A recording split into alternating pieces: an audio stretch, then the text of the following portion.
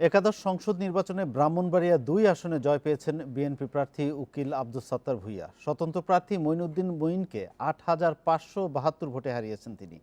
স্থগিত থাকা ৩ কেন্দ্রে আব্দুস সাত্তার পেয়েছেন ১,২৭৪ ভোট, মঈনুদ্দিন পেয়েছেন ২,৮৫৫ ভোট।